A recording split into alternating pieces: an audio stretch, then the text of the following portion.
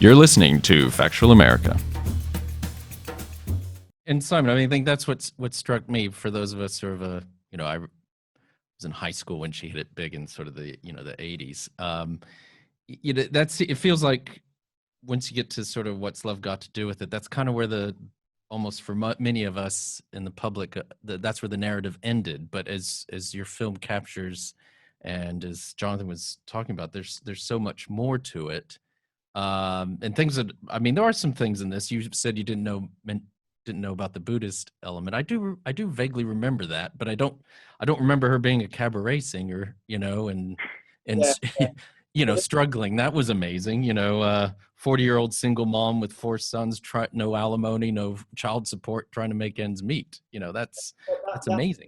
That section also, I agree, does feel revelatory, doesn't it? And actually, it was one of the things that Dan and TJ, the directors, were first really kind of got interested in before actually they'd met Tina. They were sort of just totally fascinated with the sort of the detail of what happened between sort of leaving Ike and her solo success. And when you really kind of get into the detail of that, it's kind of awe-inspiring, isn't it?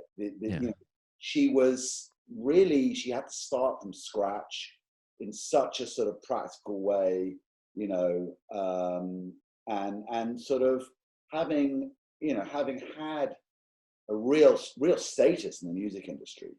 To do that requires incredible humility to sort of go back to the bottom, as it were, and build yourself up from nothing. And just the actual dynamics of the emotional aspect of that is sort of, it's in a way the most inspiring thing about Tina. And I guess my observation about her is that she sort of never lost that. I mean, I think we found her as a person to deal with. She has a lot of humility, as well as a lot of, the kind of qualities that any star has. But she actually has a lot of humility about her.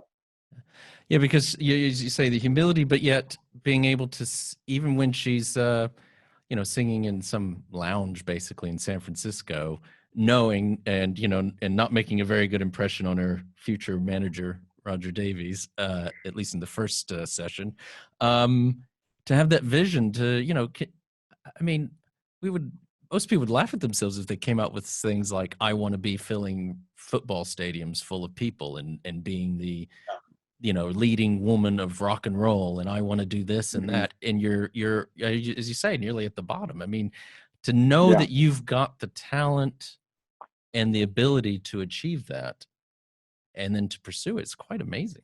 Yeah. Well, also, especially in the face of the odds that were stacked against her. Let's not forget she was a black rock and roll singer without her partner at that stage, her creative partner, because she had run away from him.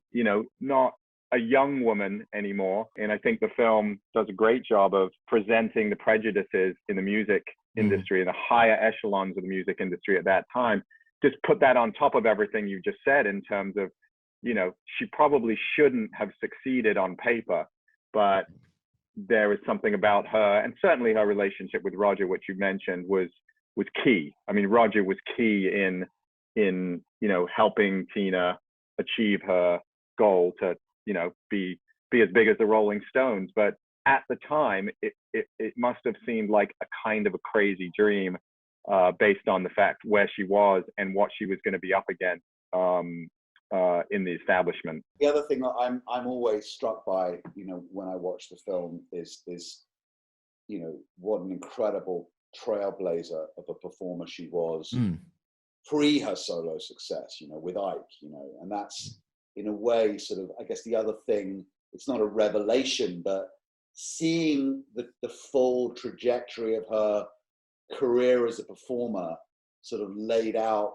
in this way is in some sense a revelation, because I guess I mean she was sort of building on that. She was building on something very innate, some real innate talent, and frankly a huge amount of self-belief.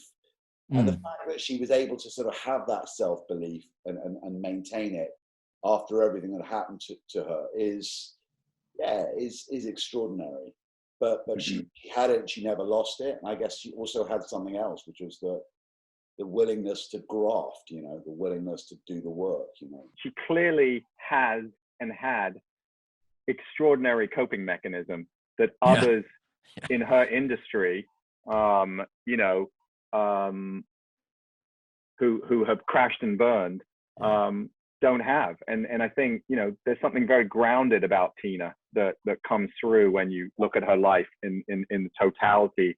She didn't go off the rails with, drugs and alcohol and, all that stuff. And you're right. Grounded is a great word, actually, because in a way it's the key to her, I think. It's that, despite the fact that she lives in a mansion on Lake Zurich, and which is incredible, and has Grammys and whatnot, platinum records coming out of her ears. She is incredibly grounded and very private.